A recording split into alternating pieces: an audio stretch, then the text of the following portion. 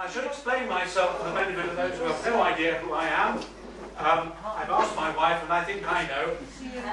She's not here, sadly.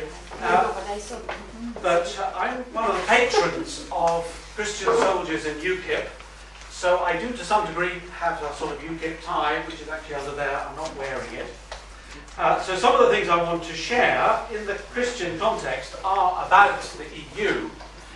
In particular, why the EU, and for that matter our own Parliament, has become absolutely obsessed with what I would call environmentalism and green issues, which interestingly tie in remarkably with much of what David has said, and I'll come to that in due course. Just a few sort of light-hearted starters. I always feel that thinking of the French Revolution, which had its three-word slogan, whatever it was, liberté, fraternité, something or other.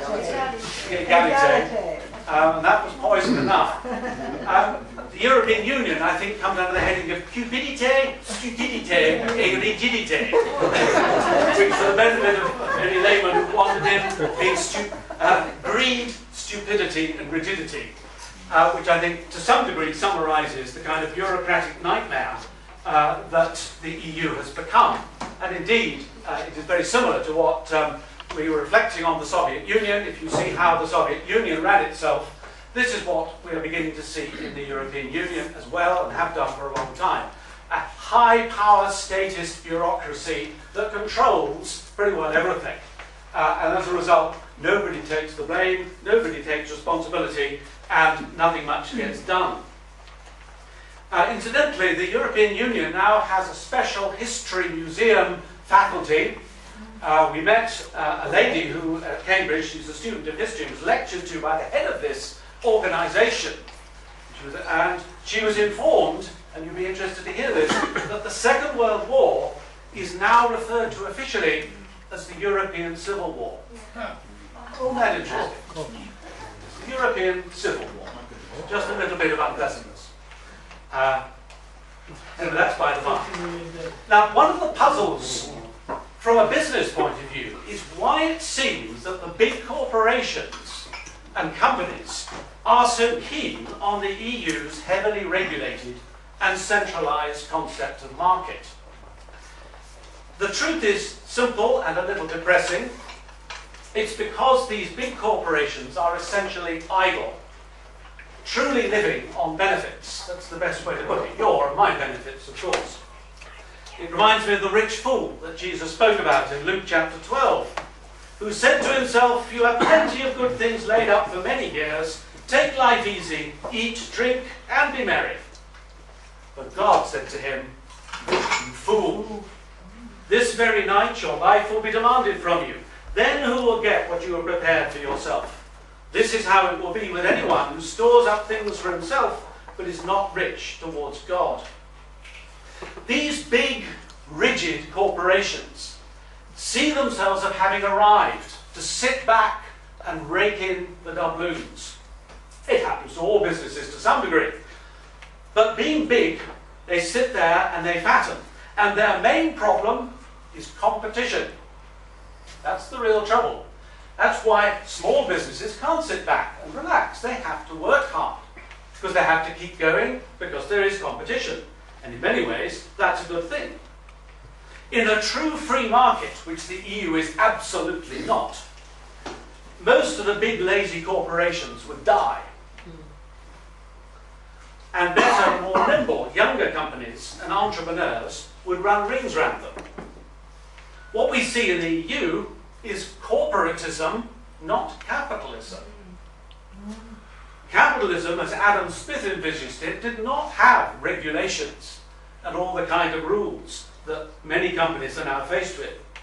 Or more recently, the economist Hayek also could see that this kind of corporatism is the route to serfdom. He wrote a book, The Road to Serfdom. Having had the experience of Nazi Germany and being Austrian, he could see that statist planning always led, as we are seeing it's leading, to a dictatorship and to serfdom for ordinary people. The reason the big corporations like the EU is, of course, that regulation can kill competition. they can afford the absurdities of EU regulations. The small companies find it very hard and very expensive. So that's part of the problem. It keeps them in business. And so they love the EU. They love Brussels. Regulation is what appears to keep them in the money. However, and this is the catch, there comes a problem for this EU corporatism, because the EU itself faces competition from outside the EU. Remember, the European Union is not a free market area, it is a customs union. That's what it's based on, a customs union. It's based in principle on how Germany came into being as a unit when Prussia basically annexed all the other little kingdoms in the 19th century in Germany and formed into a Zollverein, which is translated in English a customs union. And that is how the EU has operated, and it is a customs union. Put up boundaries around the outside so that stuff can't get in and you run the market as you want. They now have a problem because the real economic powerhouses of the world are not in Europe. They are, of course, in the BRICS, Brazil, Russia, India, China. That's where the real powerhouse of business is going. It's a strange phenomenon that many of them are communist countries, and that's another whole philosophical issue.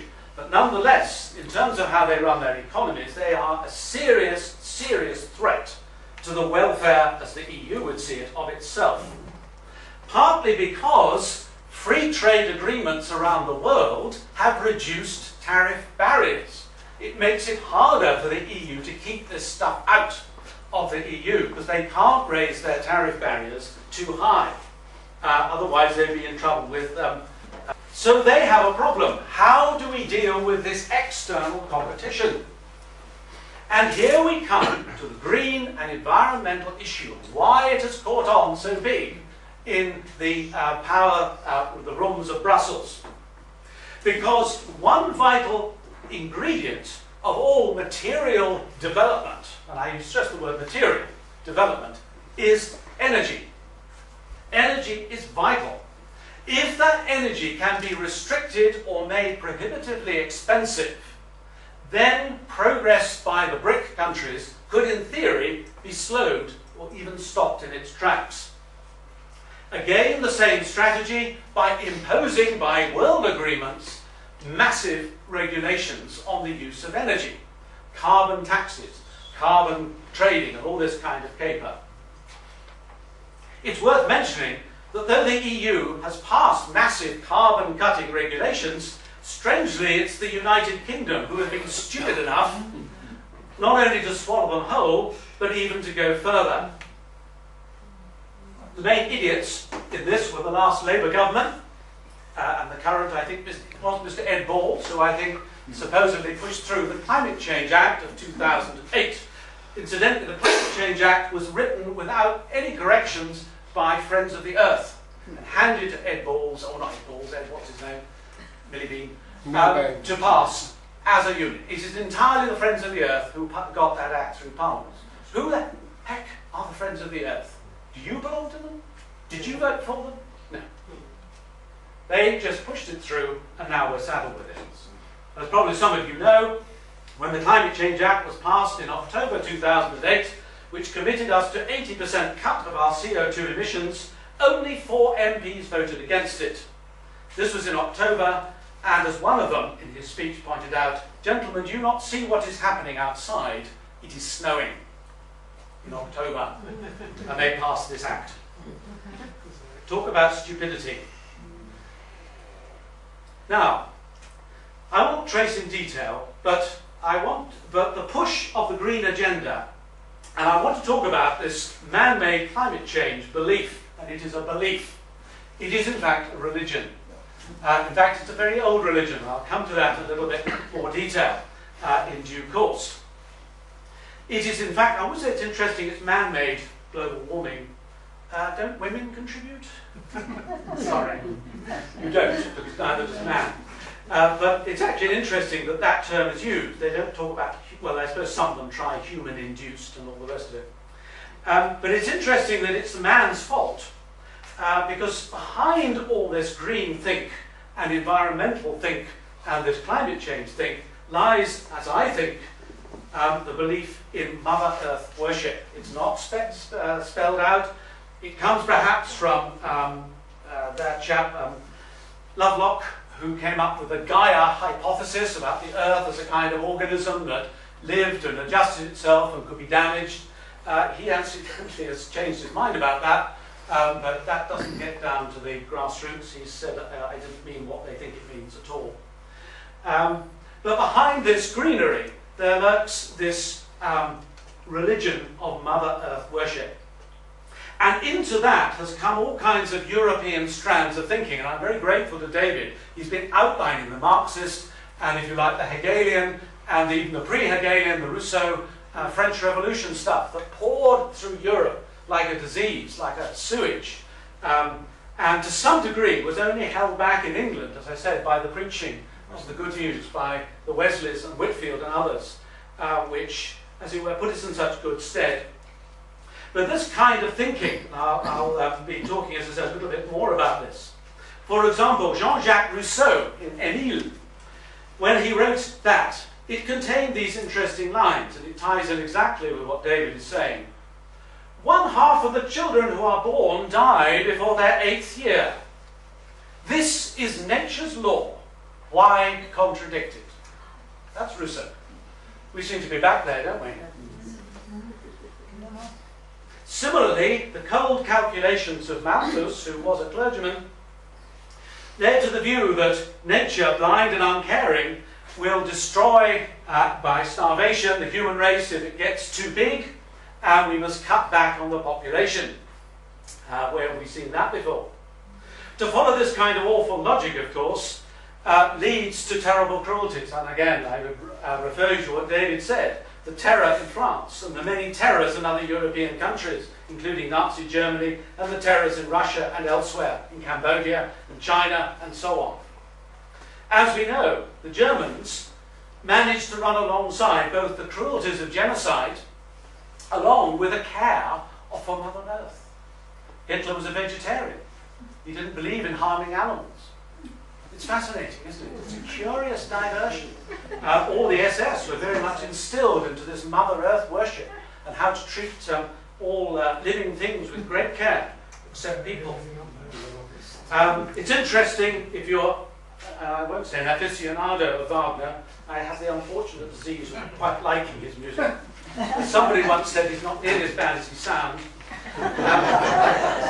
But in his little short work called The Ring, which is 14 hours of opera, which ends in Götterdämmerung, the twilight of the collapse of the gods, it is Mother Earth, Erde, who is the final arbiter on all the machinations of human beings in that plot. And she is the cold, icy woman who sees the end from the beginning and knows that they are all doomed, including her own offspring. And so, in a sense, Germany brought that on itself, in a sense, but it hasn't gone away. This nature worship brings with it, eventually, a terrible, terrible pessimism. If any of you have ever read G.K. Chesterton's Everlasting Man, has that ever come into your ken? He wrote it way back.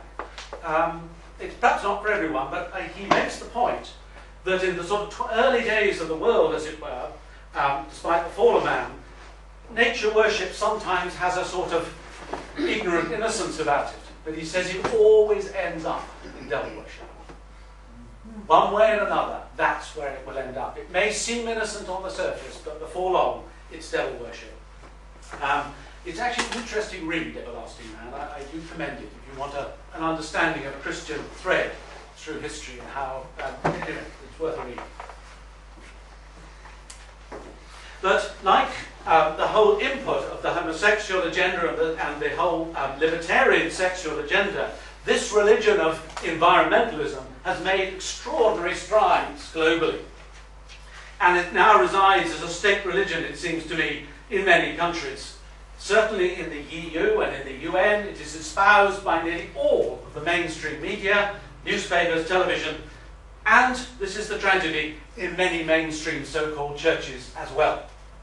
It's become part of their religion. it brooks no opposition like we know with the sexual so-called revolution. Those who oppose it are branded as heretics and often will lose their jobs, cannot get a job or cannot get a grant if they're a research scientist, and form other forms of ostracism. There are those in the media who have written articles saying there should be Nuremberg trials for people like me who are climate skeptics, because it is a crime against humanity. I'm not sure it's a crime against humanity. I think it's a crime against nature. That's what they see. As I said, this is a new religion, but it's an old one. It appears in the Bible in various places in one form or another, and God is at constant war with that religion, as he is. And all those religions, incidentally, incorporate the sexual.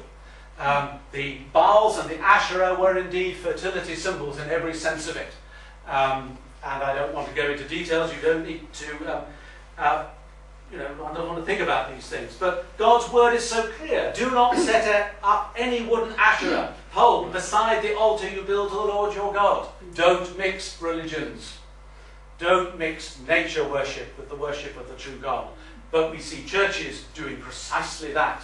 They're sticking up the altar of their carbon footprint and their banners and all the rest of it for green environmentalism, saving the planet. The planet does not need saving. God will deal with the planet in his good time. It is human beings whom God wishes to save. Yes. Amen. That is the call of the gospel. I love what David was saying about how the gospel has been so watered down. I remember challenging, I think it was through the Church of England newspaper, because of all this sort of God loves you and has a wonderful plan for your life kind of gospel approach. I remember a man whose name I've forgotten who wrote a book which had that heading, God loves you and a wonderful plan for your life, but beneath the heading was an engraving of the stoning of Stephen, which I thought made the point rather well. But it's interesting to note that if you look through the book of Acts, and look at the sermons, gospels that are preached in all different kinds of contexts, the fact that God loves us is never mentioned once. In fact, the word love doesn't occur in the book of Acts anywhere. Isn't that interesting? If you read the Gospels, when Jesus is preaching outwardly, he doesn't start with the wonderful message, God loves you. Remember the rich young ruler comes to Jesus. What good deed must I do? We're told in Mark, Jesus looked on him, what does it say? And loved him. Yes, it's not that God does not love the world. Don't misunderstand me. But he never says to him, I love you. The man turns away sorrowful. He doesn't call after him, but God loves you. Yeah. The gospel first begins, as it does in the letter to the Romans. You read that letter again. The wrath of God. That's where it begins. The gospel starts with the wrath of God. Nothing else. It's only in chapter 5 that Paul talks about the love of God shed abroad in our hearts. You have to start with the wrath of God. And it's a hard message because, of course, we are hateful, intolerant, all these other things. How dare you? It wasn't a particularly spiritually good outcome, but we used to do carol services in our church, and we used to have a good opportunity to preach the gospel. And I remember a couple of days later crossing the street. We used to get quite a lot of visitors to that. And the chap came up and said, "You're the vicar, aren't you?" And I said, "Yes." He said, "I came to your carol service." Oh, I said, "That's right." He said, "I didn't come there to be told I was a sinner." And in a moment of foolishness, I said, "But you are." No, I didn't lead, sadly, to any great conversion as far as I know. But, I felt, well, at least something got through. Amidst all the tinsel and so forth. There's a slight diversion of where I was going. But nonetheless, what I'm getting at here is that this religion, this mixture of religion that we're beginning to see in churches, saving the planet, not saving people, is because they're infiltrated with this green agenda, this environmental agenda. As I said, the religion is earth worship. The Earth Mother Goddess. Now it's interesting, if you look into the legends of Babylon and Egypt and others of the Earth Mother Goddess, what do you have? You have the Mother Goddess, who is the queen bee in the hive, and everybody else, that's human beings, are her slaves and her food. Diana of the Ephesians. She was the multi-breasted goddess, should I say. But her symbol was the beehive, because she was the queen bee. So it's a cruel, cruel religion once that gets going. This religion is truly earth first. Men and women are of little consequence before the mother goddess. They don't matter. She does. They can only win her favours with sacrifice and with slavery. And we're seeing just that. That's what this new greenery is, sacrifice. You must be doing your penance. You must be doing all these things. You must plant your trees. You must use your wheelie bins. You must use useless light bulbs that flicker. You must, all these things you must do. You must put up the Asherah pole, the Baals and the Asherah poles, eco-crucifixes, the turbines, I'll come to those in a minute, as symbols of earth worship. That's what they are. They're useless, like all pagan idols, completely useless. But they're put up as symbols of Mother Earth worship, and also as symbols of the fact the state, high priesthood, can put it over you. You will have these things, whether you like them or whether you don't. That shows we have the power and you do not. That's what they symbolise. They don't symbolise energy or anything useful. And as I said, that's why the God of the Bible is at war with Baal, and at war with Asherah, and at war with Molech, and all these other horrible gods and goddesses of the Canaanites. Of course, Molech, putting your children through the fire, well, that's back in fashion in a very big way. How many was it you said this? How many million? 7 million. 1.7 billion worldwide. 1.7 worldwide, and in 7, Britain, 7 at least million here. 7 million, billion and counting. Yeah, and where do they all go? They go into the hospital incinerator, passing your children through the fire. God will judge. Everything about this religion, in all its forms, is a total inversion of all that is godly and is Christian, in the sense that witches were seen as saying the Lord's Prayer backwards, or conducting black masses, doing everything upside down in order to throw it in the face of the Christian, that they were more powerful. And exactly what you're seeing with the homosexual lobby, turning absolutely on its head the very fundamental issues of marriage, therefore a man shall leave his father and mother and be joined to his wife, and the two shall become one. One lovely book. Has anybody read, there's a book by Walter Trobisch on marriage. This is not apropos of anything else. It was called I Married You. It was written, I think, in the mid-70s. It's published by IDF, and I think it's still in print. You've got it, yes. It's a lovely book. Yeah, do.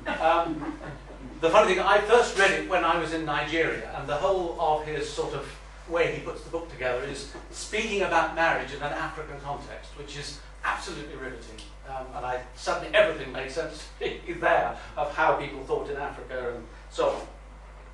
But that again is by the way. It's going to be a little by the way, so I'm going to keep my eye on the time. So we have this resurgence. And its resurgence really, I think, does go back to the so-called Enlightenment, to the growth of the Romantic movement, which worshipped nature, and the philosophies that led to the revolutions in Europe, and to Prussianism, as it's called, generating the technocratic state, which of course Marxism all flowed into. The Prussians were very good at military discipline and organising things state down. It's the Green Party and the Friends of the Earth and Greenpeace and all these other movements, the World Wildlife Fund, the Sierra Club, and many, many others and various. But they, and again, David, I won't say took the analogy out of my mind, but the idea of the parasite injecting its eggs into a host, and then suddenly the host explodes and the grubs of this parasite come out. They've done that. They've laid their eggs into every government, local and national and supranational. You will have climate people in your local government, employed at your expense, and so on and so forth. As I said, there's even a chapel actually to this religion, as far as I can see, in the UN building. And I'd say we see with it all these terrible inversions of policies. Thus a farmer must consider wild nature before he considers his farm, whereby his work enables people to be fed. This is absurd. Sustainability, of course, is used as a buzzword, but what it actually means is abortion, culling the human population. Spokespeople like Maurice Strong and many other influential people consider the Earth's population, back to Malthus again, the nightmares of Malthus, is far too high, and the figures they are aiming at is down to 500 million.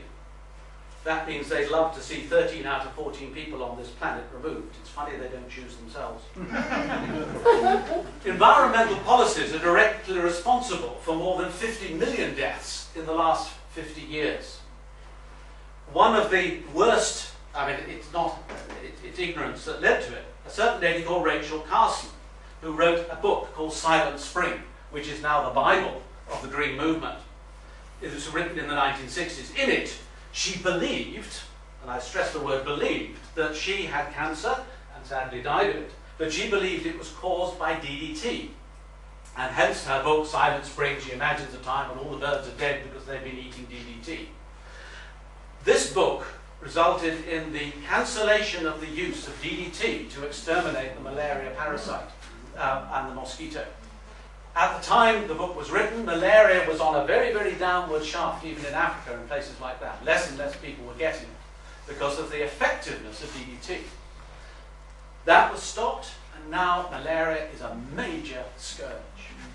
And it's killing. Christian Aid told me this, and I don't care for Christian Aid, but Christian Aid told me that one child dies every minute from malaria. And the main fault goes to Rachel Carson. That's why these children are dying. Other books like Limits to Growth are part of their scriptures, but they have their high priests and their technocrats and their prophets. They're all there, just like any false religion will have. All believe that prosperity and growth, material prosperity and growth, are unmitigated evils because it means more people can live and flourish. They don't like that. They want to cut back. You notice everything's about cutting back, not allowing and enjoying the fact that there is material available for us to live and others to live too. They want it all cut back. They have budgets of hundreds of billions, if not trillions, to use. You and I have none. I'm always accused, if I speak, oh, you're in the pay of big oil. I wish. That's all I can say. And anyway, what's so terribly wicked about big oil?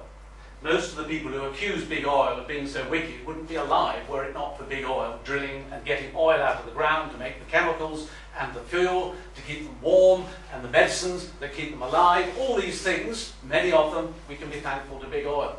Not because they love us, they're a commercial enterprise like anything else. But nonetheless, if we did away with big oil, they'd be dead. And in fact, it's fascinating that these green people say they care about the children and the grandchildren. This is the obsession. But actually, they want to return us to the kind of world in which many children won't survive at all. That's the world they want. But it's not the world they tell us they want, thinking they want. As I said, nature worship nearly always ends in devil worship. And that always ends in devil worship. So, with this background, we can see why Brussels elites took the possibilities of greenery to heart as a tool of enslaving people. It would appear to chime with the people's opinions, because the Greens have a very loud platform. It could stave off and maybe castrate the industrial might of the BRIC countries. The trouble was, and I say this with great caution because I have enormous respect for this lady, Margaret Thatcher was one of the people who, by mistake, introduced this, or at least helped it along. And it was partly because she was fighting the EU that she wanted to leapfrog the EU on the issue of global warming. So she set up the Hadley Centre, or paid to have it set up, which is the so-called research place of the Met Office, where they have this huge computer where they claim they can predict the climate with great success, as we've noticed. The reason she did it was because she wanted to take the green message on short-term purpose, because she was fighting the National Union of Miners. And so if she could make out, in terms of implication, that coal was bad, and nuclear, which is what she wanted, would be a much better option, she needed a moral club. And so she reached for this green club, which made coal seem bad. She changed her mind. One of the honest, lovely things about Margaret Thatcher was she's honest about herself, that she makes mistakes, and then she said, I made a mistake. She was, in my view, a Christian lady. I'm reading her autobiography, and the more I read it, the more I realise that I think she was a real Christian, trying to do God's will in a very, very, very difficult world. What I wish the churches had done was to pray for her. What the churches did do was to whinge at everything she did. Because she knew that if she raised the wealth of Britain, which she did, that there was the problem of greed. And that if there wasn't a moral compass for people who became wealthy, you would have all hell breaking loose again. And that's what happened. Or to some degree has happened. And I think she, it's not for me to speak for her in this context, but I genuinely sense she perhaps assumed or wished or prayed that the churches proclaimed the gospel while she sought to alleviate the poverty of the poor, which is what she was doing. Don't misunderstand me. Somebody said the Labour Party likes keeping people poor because that's where they have them in their power. Margaret Thatcher got the Labour Party votes of ordinary people because she didn't want them down there. She wanted to bring them up. Yeah, there were problems. Of course there is, because it's human nature and we're fallen. But nonetheless, however, she repented of all that. And in her own book, Statecraft, she said, the doomster's favourite subject today is climate change. This has a number of attractions for them. First, the science is extremely obscure, so it cannot easily be proved wrong. Second, we all have ideas about the weather. Traditionally, the English on first acquaintance talk of little else. Third, since clearly no plan to alter climate could be considered on anything but a global scale, it provides a marvellous excuse for worldwide supranational socialism. Notice she's got there. A little late, but she got there. All this suggests a degree of calculation. Yet perhaps there is to miss half the point. Rather, as it was said of Hamlet, that there was method in his madness, so one feels that in the case of some of the gloomier alarmists, there is a large amount of madness in their method. Anyway, she was the one who effectively set up the IPCC, which is the Intergovernmental Panel on Climate Change, and try saying that after a sherry. Perhaps you don't have a sherry, but don't misunderstand me. That's a real mouthful, IPCC. And to leapfrog the EU on this issue, but of course the EU loves to keep up with all the rest. And as I said, it was an attempt to smother development in developing countries. It did not work, and has not worked, and will not work with the BRICS. That's Brazil, Russia, India, and China. They're not paying any attention to it happily. It has to some degree been successful in Africa, though happily Africa is beginning to have its material wealth to increase. Something like 6% growth, but remember it is from a very low starting point. As I said, the BRICS are not that stupid. In 2009, there was a big conference in Copenhagen in December, in a snowstorm, about climate. Funnily enough, me and a few friends, we had a counter-conference in Copenhagen, which was great fun. We had some real serious scientists coming along to that. We also had Lord Monckton, who was great fun. As well, yeah, good stuff. But interestingly, the chair lady of the COP15, which ended in absolute disaster, was a Danish lady called Connie Hedegaard. And she had to resign in the end as chairman. Wonders of wonders, now guess what she's doing? She's the EU Commissioner for Climate Action. So can't even run whatever it is, a booze up at the brewery.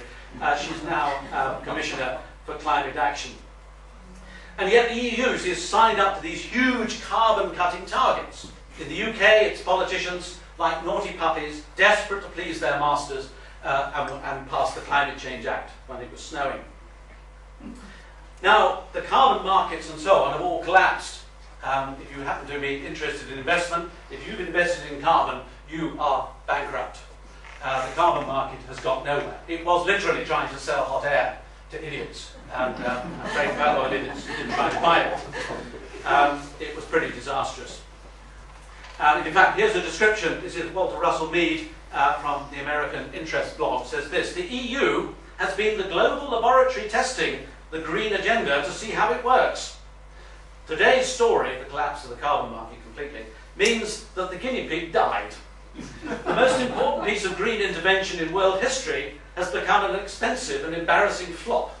It's hard to exaggerate the importance of this for environmentalists everywhere. If the EU can't make the green agenda work, it's unlikely that anybody else will even give it a try. Well, that's perhaps encouraging in a way. The trouble is, meanwhile, all this carbon cutting and putting up wind farms and so on is having terrible consequences on the poorest. Their bills are going up 20%, as are yours, every year because of the cost of green energy. Many are dying during winter because they dare not put on their heating. 26,000 people die needlessly in winter every year from cold-related diseases or consequences of cold. An extra 8,000 died this year as a consequence of the cold March and April that we had. So that's 34,000 people dying cold this last year. Nothing like that number perished because of heat. I know there's often a story put out that people will die of heat far more. It's about 5 to 10 times more people die of cold than die of the possible consequences of being too hot. Now, I'm going to do a quick bit of spin through some science, such as it is. I've started with my thing. Carbon dioxide. Is it the most dangerous gas on the planet? Well, the simple answer is that's, if you're a chemist, its chemical formula is CO2, called carbon dioxide. That's a little picture of what it might look like as a molecule. It is a colourless, odourless, life-giving gas. Essential building block for all life. Absolutely essential. Oxygen is less essential than carbon dioxide. You and I are made of it. Then God said, let the land produce vegetation, seed-bearing plants and trees on the land that bear fruit with seed in it according to their various kinds. And it was so.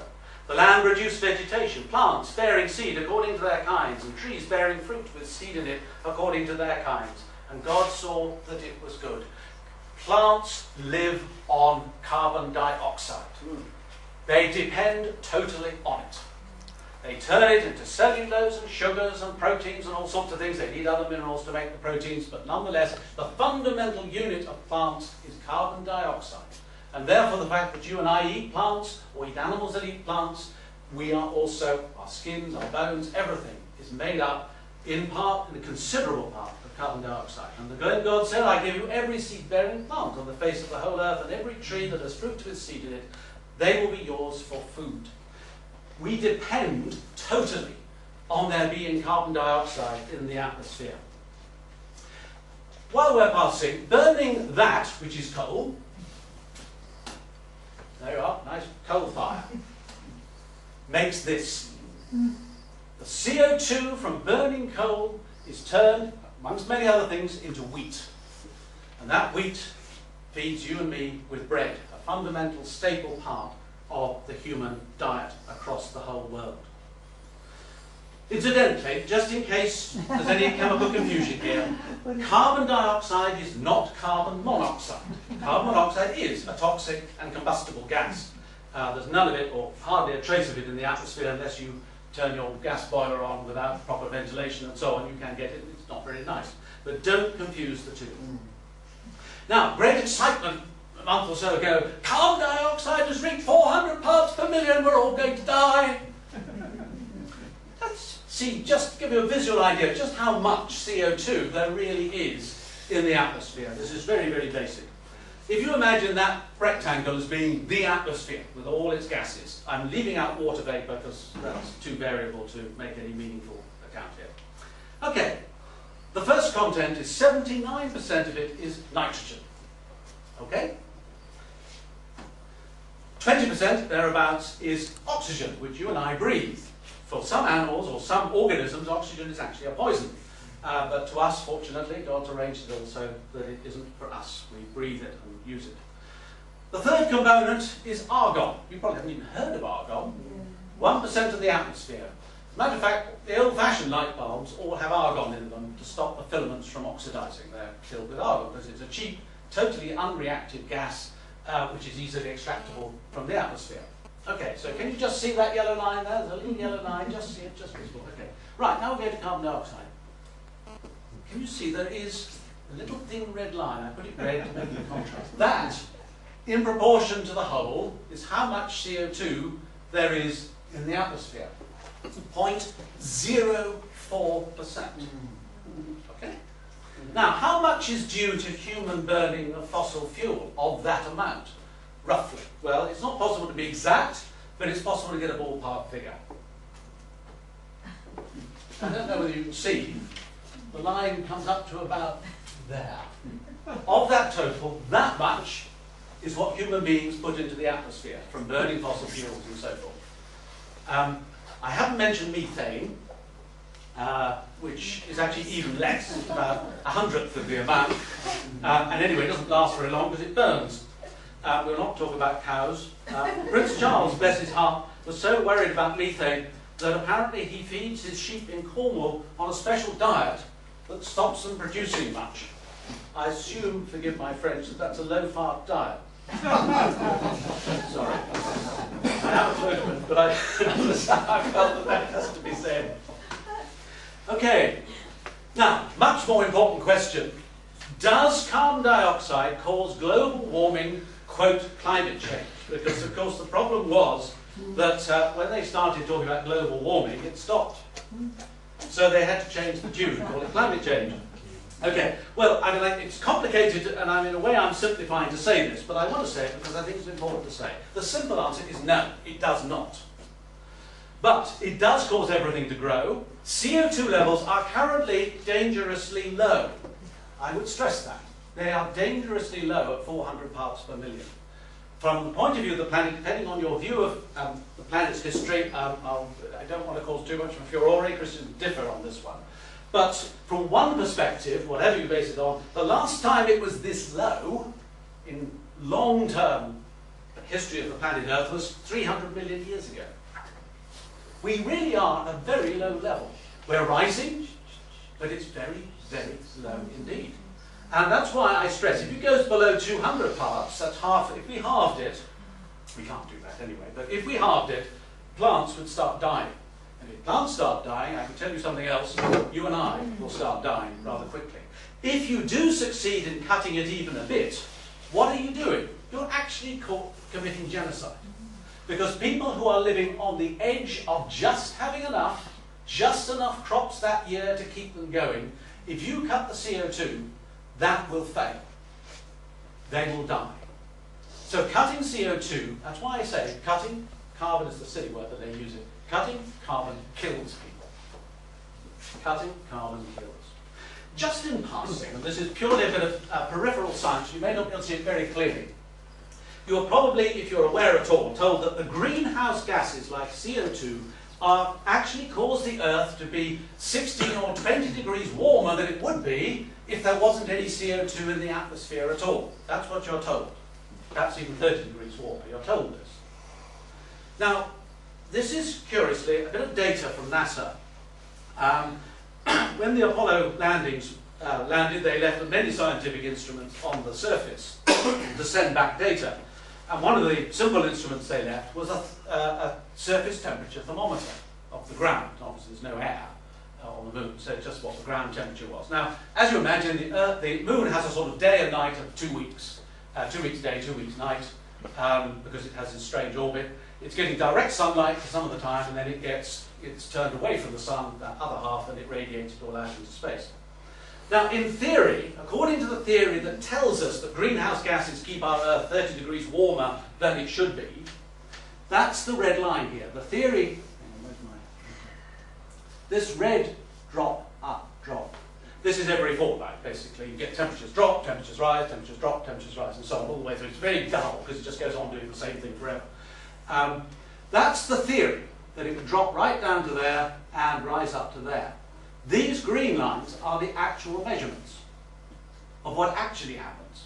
Interestingly, the difference is 39 degrees from theory. Theory says it should be much lower or much higher, a little bit higher. Actually, reality shows this same greenhouse elevation on the moon that the Earth is supposed to experience. But hang on, there's a problem. There is no carbon dioxide on the moon at all. There is no air on the moon at all. And yet it has the same phenomenon as the Earth. Complicated scientific reasons why that should be so. It's a bit like imagining that actually the Earth, quite rightly, acts like a storage heater. Heat seeps into the Earth's surface during the day as the sun warms it. As it turns around to night and radiates back out into space, the heat from below rises up, keeping the temperature of the surface warmer than you would normally expect. It's a normal physical process, not complicated. It's got nothing to do with the presence of CO2, or very little to do. Actually, our climate is almost entirely beyond human influence. When God gave man dominion over the earth, and over the animals, and over the fish of the sea, and over the plants, one thing he didn't give us dominion over was the weather. Notice that? God reserves the weather for himself, thank you very much. And he uses it sometimes. As you read your Bible stories, you'll see he will use the weather and the climate, if you like, to sometimes in judgment and sometimes in blessing. I don't want to get too fixed as to whether X storm is caused because of a particular thing, but I do sometimes wonder, the Hurricane Katrina, which Al Gore speaks so highly, hit New Orleans, one of the capitals of homosexual activity in America. And they were having, or supposed to be having, one of their festivities. Now, I'm not, I have to be careful, we have to be very careful when we say, I'm not God, I don't know. But it did seem a little bit of a coincidence. However, what I would say is that our weather and our climate are influenced firstly by the sun, that big yellow thing that we occasionally see these days, very rarely now. It is a variable star. It's not a standard issue, bog standard radiation thing. It does fluctuate, and it causes other things to fluctuate. Also, what affects it is the lunar orbit, because it comes in between us and the sun. That affects how much heat reaches certain points. It affects the tides, of course, as does the sun. This affects how heat moves around the planet, with the ocean currents and so on. The planetary orbits too. It's interesting, times and seasons, the planets are there for certain purposes. They also affect the way the weather works. There's a fascinating paper by Scarlett who shows that the periodicity of our position in the solar system affects the planet's atmosphere and temperature and can account for at least 60% of the so-called rise that's supposed to have taken place in the last 150 years. So in other words, it's outside our influence. And anyway, the errors in that rise are probably plus or minus 30% anyway. Interestingly, our varying position in the solar system and the galaxy, we are moving through a galaxy. We are in a spiral galaxy. And it's a whole ball game of interest there. Henrik Svensmark produced what's called his cosmic ray hypothesis, that the amount of cosmic radiation that comes through the Earth affects how much cloud cover there is, because it helps to nucleate cloud formation. The Met Office doesn't understand clouds at all. I mean, we know they form. I don't mean they're that ignorant, but what they cannot program clouds into their computer system. And yet it is the clouds and the ocean currents that actually affect the overall temperature of the planet, not the other way around, as it were. If there's cloud cover, obviously the surface below gets cooler, sunlight's reflected off the top and so on. And they all respond primarily to the extraterrestrial influences. Now, if you're a materialist, you can say, well, it's just over to the solar system and to the galaxy. If you're a Christian, God made the galaxy and the solar system to work as it does in order, I would almost say he has programmed in the weather into the galaxy. I know that may sound bizarre, but it's true to say that if a star explodes somewhere in the galaxy, many, many, many light years away, the long-term effect could well be to generate a storm on Thursday afternoon because of the cloud effects, because of the cosmic rays that come from those supernovae. It's a very complicated story. Interesting work done by a Jewish scientist. I always get his name around the wrong way. I'll come back to him in a minute. Nir Shaviv, he's an astrophysicist, and he's shown how the temperature changes, the long-term oscillations are connected with our position in the galaxy, and not to do with CO2. So it's to do, I'm mentioning things like the Milankovitch cycles and so on, that's neither here nor there. Interestingly, the Central England temperature, which is the longest running temperature series from about 1650 to the present, has shown a very, very slight trend upwards over 400 years or so. This black line here is the amount of extra CO2 that human activity may have put into the system. And as you can see, the temperature and CO2 really bear no relation to one another at all. They're not really connected. Incidentally, also another way of looking at the same, from the period 1912 to 1961, the temperature supposedly rose by 0.5 degree. and the CO2 amount only rose by 18 parts per million. In 1962 to 2011, it only rose 0.41, but the amount of CO2 rose 74 parts per million. Now, anyone in normal science would say there's no correlation, therefore, between CO2 and temperature. This is something I borrowed from Professor Richard Lindzen. A booklet of his is on there. He gave a talk to the House of Commons on our behalf as the climate, Repeal the Climate Act group. And he just threw this in for fun. These are two temperature sequences for 50-year periods, one of which is primarily pre-industrial expansion, and one is after pre-industrial expansion. And he simply says, can you tell me which is which? Can you? I can't. I don't know the answer. The two might as well be the same. There is no difference because of the presence of a little bit more CO2. Talking about models, computer models, which can't predict anything, the IPCC produces its sort of reports and claims that the high possibility of a 2.8 degree rise or a 2 degree rise or 1.3 degree rise, those are its predictions from 1980 to 2010. That's what he predicted would happen. The blue line and the green line are what actually happened. In other words, they're wrong, completely wrong. None of them, these, even reached the lowest possible that the computers predicted. And in fact, as you can see, the trend is probably now downwards. The Met Office, very late in the day, is trying to redeem itself by telling us we're going to have 10 wet summers. You hear that? So look forward to getting the barbecues out, ladies and gentlemen. If they say it's 10 wet summers, we're in for something nice and dry. That's for sure. They really are rubbish. There's no other way for them. They are hopeless, the Met Office. They're a complete waste of taxpayers' money. That computer that they predict all this rubbish with cost us £30 million. 30 million just for this computer that's useless. The green is the satellite, the blue is the Earth station difference. HADCRUT, which sounds very odd, is the Hadley Centre Climatic Research Unit temperature series. That's the University of East Anglia, whose only fame, apparently they have a very good course on creative writing, I can see that. UAH is the University of Alabama, Huntsville, which looks after the satellite monitoring of temperature, which is consistently half a degree lower anyway than the ground stations, which are not all that reliable. And they shows the same trend. They're obviously working in parallel, but those are the observations versus the computers. Science works on observation. It does not work on what computers predict. There's a difference between Descartes and Newton. This is a very important scientific difference. Newton believed, well, many other things he believed which were a bit weird, but Newton believed in the principle that you did experiments to find out what actually happened. Descartes didn't believe that. He was based on Greek philosophy, where, although he was a brilliant mathematician, he believed you thought out what might happen, and if the maths worked, then it probably was right. That's Descartes. Now, in a sense, the crossroads was the crunch when science met those two. And we've gone back to Descartes now. The computers are telling them what they think is happening. And it doesn't bear any relation to reality. Truth with a small t or with a big T doesn't matter here. Incidentally, this is the series from 1997 to the 2012. As you can see, it's now flatlining, and indeed there's a hint that it might be going down. And then this is something different. You're told that as the globe warms, the climate will become more erratic. We'll have more severe climate events, isn't it? We'll have more hurricanes, you'll have more terrible storms because the planet is warming. There's no simple way of saying this politely, but I will say politely, rubbish.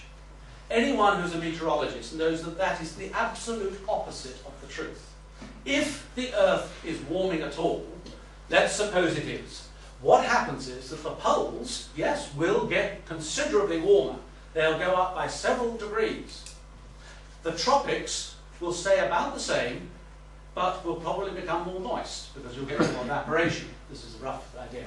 The cause of severe and dramatic storms is when you have a collision between extremes of temperature. If the temperature extreme has dropped, you will have less severe weather. That is a fact of meteorology, or at least a deduction from the facts of meteorology. They're telling you the exact opposite. Either they're stupid, or they don't know their science, or whatever. But anyway, just for sake of argument, this is hurricanes globally, or typhoons if you're in the Pacific, from 1970 to 2012. just to show that there really is no pattern of change. If anything, the number of hurricanes in the last season was very low, relatively speaking. These things ebb and flow, the causes are highly complicated and are not fully understood. But one thing is certain, global warming has played no part in it, whatever. Now, talking about prophets, I also think of biblical false prophets. Dr. David Viner, described as a senior research fellow at the Climatic Research Unit, University of East Anglia, said in the year 2000, our children are just not going to know what snow is. And I put the word oops. This, I came across this recently, it's North America, which is not a bad proxy for everywhere, because it's much the same. This is the snow extent trend over since about 1965 to the present. As you can see, the general drift is upward, not downward. So there's one little prophecy that didn't work very well. As I said, false prophets abound in this area, as in extinctions as well. You're told thousands and thousands of animals are going to become extinct, all because of climate change. You've been told that? They have no idea what they're talking about. I had a brief moment on television where I asked Mr. Juniper how many species he could think of had gone extinct in the last 5 years. Well, if thousands and thousands have gone extinct, you should be able to reel off a list of, perhaps a couple of hundred. You could only think of one. I think it was the white rhinoceros or something. I can't remember what. I thought to myself, well, that's maybe true. Have they checked? Because it's jolly difficult actually to find out if something is extinct, particularly if it's an insect, which is true of 90% of the species on the planet anyway, are insects. How are you going to be sure that a thing this size, you can't find it anymore in your garden, isn't in your neighbour's garden? I mean, you've got to look everywhere. It just may have moved elsewhere. Paul Ehrlich, a great prophet of the Greens, in 1981 prophesied that by the year 2000, half the species on Earth would be extinct. And by 2015, all life would be extinct. Well, he's got 2 years. It's worse than the Jehovah's Witnesses, really, isn't it? It's pathetic. This is a man that the Bible would define as a false prophet and should be ignored, yet he has just been made, wait for this, a Fellow of the Royal Society. I mean, that's a bunch of wallies up there. I mean, not all FRSs are a bunch of wallies. Many of them are very dissatisfied with the hierarchy. There shouldn't be a hierarchy in the Royal Society. It was meant to be a group of independently minded thinking scientists who simply got together to share papers and to criticise one another. There shouldn't be a hierarchy. But now, of course, it's run by the government. They get 80% of their money from the government. So, of course, what do? They toe the government line. And it's disgraceful.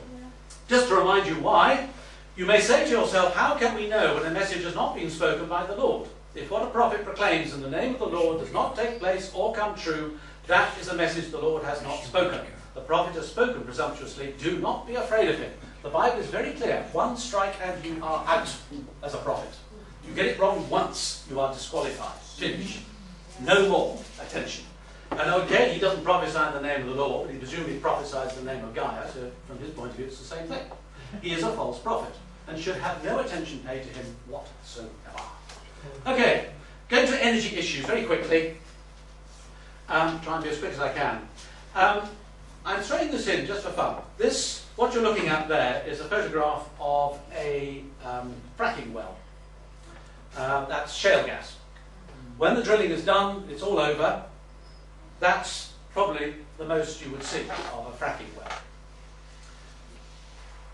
Now, shale gas, as you may gather, is actually extremely abundant, particularly underneath our feet. You're all right now, yeah? You've got it. Now, energy matters. Energy keeps people alive. We need energy, and we need consistent, reliable energy from a material perspective. And there is plenty of it down there. And so it's a question of whether we go for that, or whether you would prefer to see the land and sea peppered, as we are already seeing, with these hideous, noisy, expensive, unreliable, and extremely limited energy that these wind turbines, so-called, provide. Anyone who's an engineer and takes one look at a wind turbine of this design would, I think, just tear his hair out. What clown had the bright idea that the best way to build a turbine is to stick on top of a long, long pole, 400 feet high, an extremely heavy piece of equipment, the generator, which is a very, very heavy thing. You just move around a long, thin straw and put a lump of lead on top. Not surprisingly, it is very, very unstable. And the pressure on that tower is huge, even if you have very thin blades, like you do with all the wind turbines you have seen. Now, from a point of view of efficiency within its own idea as to how to build a wind turbine, let alone wanting them at all, but let's say for a moment we want them. Would you design them like this? Well, this is a bit simplistic, but let's go with this. A proper turbine blade covers the envelope of where the blast of pressure is coming from, the wind. On old-fashioned farms, you used to see water pumps like this, with proper blades that covered the whole area of the circle that it was turning in. It would use, I'm making a slight sort of theory, about 95% of the wind that passes that area would be used by the turbine. Perhaps 5% wouldn't be. Now, a modern turbine, so-called, of which 5% is used as the wind that passes by, 95% is just totally wasted. That means you're building 40 turbines for every one turbine if you built it with a sensible engineering design. It's bonkers, isn't it? Yeah. That's why they're not for the purpose. They are simply idols. They're not useful. Incidentally, when you see turbines turning, it doesn't guarantee they're generating anything. They may be being turned by the grid. One of the problems with these extraordinary arrangements is that the pressure on the bearing that holds that blade is enormous. And if they don't keep turning them, the bearing, as it were, swashes and then, of course, breaks. They break anyway every 12 months, but it's a matter of course. But you know, they can't. They have to be kept turning if possible. If you see one that isn't turning, it's almost certainly broken. No, I can't guarantee that's true, but it's probably true. Okay. The other thing about turbines is that they do break, and they will increasingly do so as time goes on, because they're badly made in the first place, and they're likely to smash, crack, blades go flailing a kilometre or two across the countryside when they snap. They just, you know, like pins rolling across the countryside. This one's some poor chap in Canada or America who got one through his car. I think hopefully they catch fire quite spectacularly. Global warming. Yes. Yeah. Now, the next picture is not, in a sense, funny, and you might want to virtualise, because this is what they also do. They kill birds. And I'm afraid that is what you see. It's not a knock-up. That's a head of a seagull that's been sliced off by a blade. And the average bird and bat kill rate is 600 per turbine per year. That's worked out. That's roughly what they kill.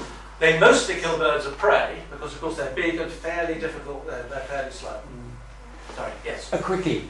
When I phoned up the RSPB making this very point, they said, oh no, our surveys show there is minimal interference. And bear in mind, the RSPB, as the autumn magazine said, receive millions of pounds annually from the EU. Yes. They have bought out. They're bought, yes, no, the RSPB, I'm afraid most of the big charities, the big organisations are bought out. And I have to say the same on a more focused level, both Christian Aid and Tier Fund, I'm afraid are bought out on this campaign, on the climate aid.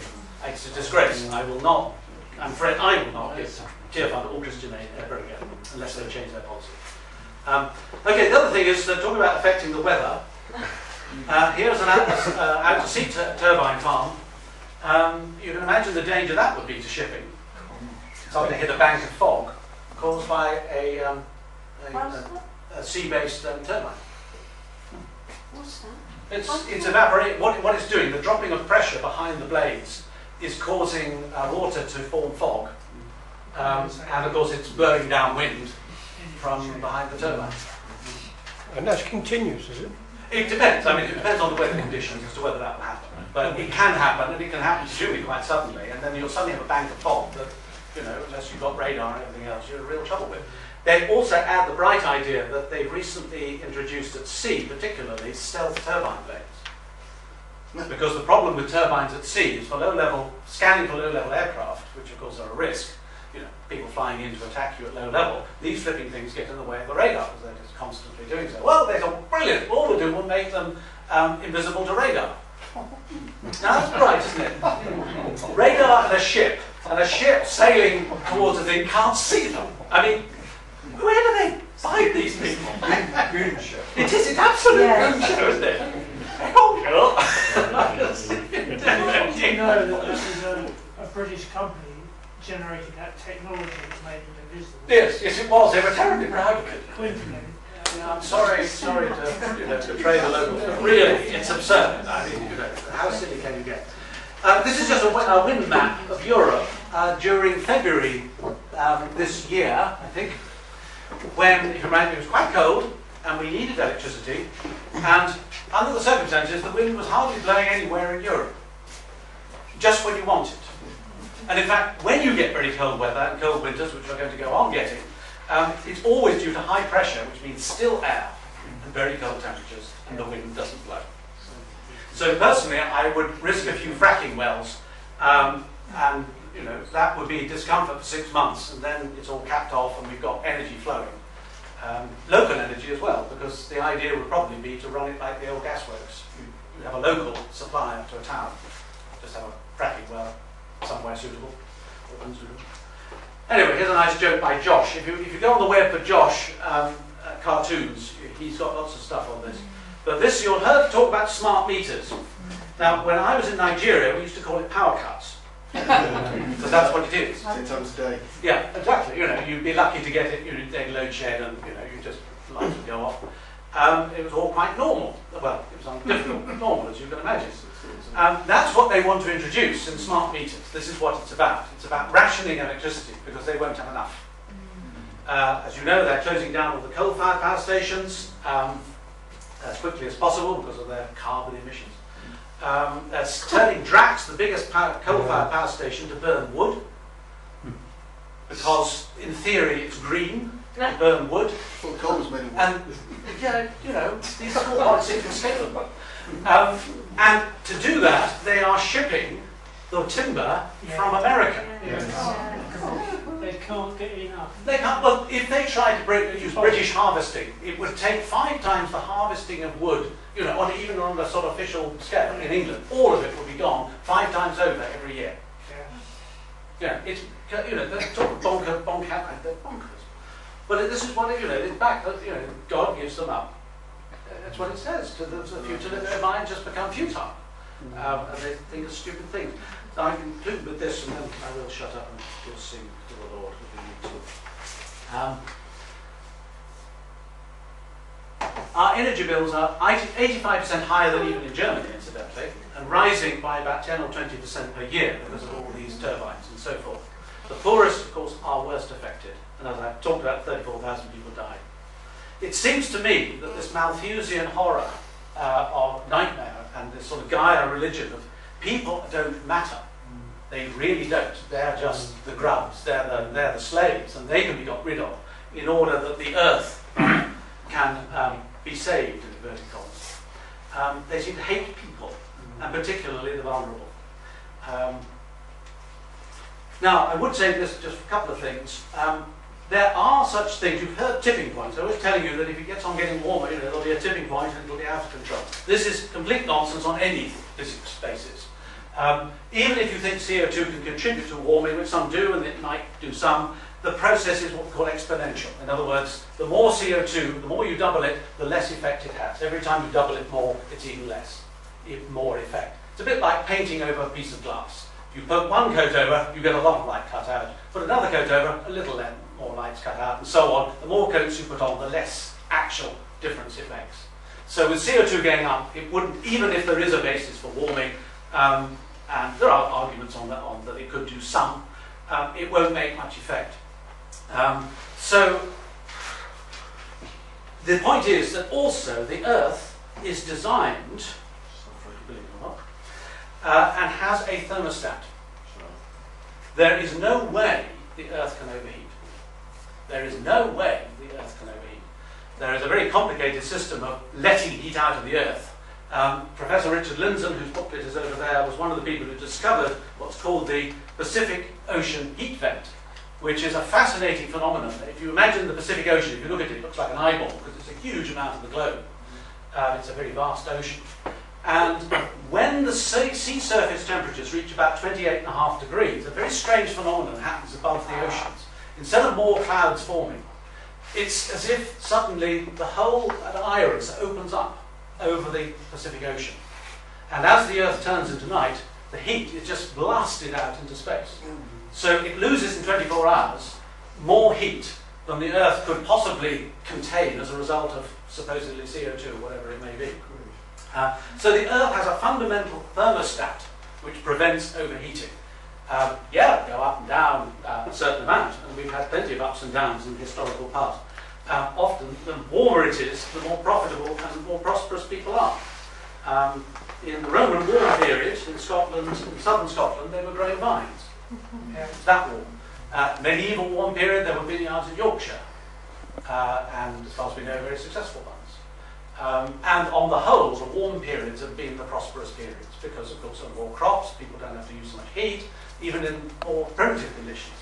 The cold periods are the dire moments. The little ice age, which we had, I say we wasn't there, from about 1350 to 1850, was very, very cold, crops failed, there was starvation, disease, a lot of war. War has other causes, but often poverty and so on helps to cause war. And it only shifted back because of Turnip Townsend, who began to be able to rotate the crops and produce better crops in poorer conditions, for which we're thankful. But as it gets warmer, on the whole, the world is better off if it's warmer. On the whole, there will be winners and losers, there always are in the nature of things. However, I would say that there isn't much of a frostat on the Earth. In other words, once ice starts to form in big amounts, then actually it rapidly does tip towards cold. Because the more ice that forms, the more sunlight is reflected away, the more ice therefore forms, the more it's reflected. So you get a concatenation effect, which can even, according to some theorists, there have been such phenomena as icefall Earths. And the whole of the Earth has been covered in ice. That's speculative to a degree, but it's possible. So the whole issue of warming is an extraordinary inversion of the truth. That warming should even be considered a problem is nonsense. Cold is a problem, and always has been, not warming. And this is this inversion of everything that is true. It's not, in a sense, it's a scientific inversion or pseudo-scientific inversion, or whatever. However, so hopefully, we can forget we can stop worrying about the climate. God's looking after that. It may not always be in our favour, but nonetheless, God is looking after it. We can't tinker with it. If we try, we'll only get our fingers bitten anyway. The Met Office is having it bitten all the time. There is David Rose, and even in a more secular sense, a gentleman called Charles Mackay in 1841, said this: men, it has well been said, think in herds. It will be seen that they go mad in herds, while they only recover their senses slowly and one by one.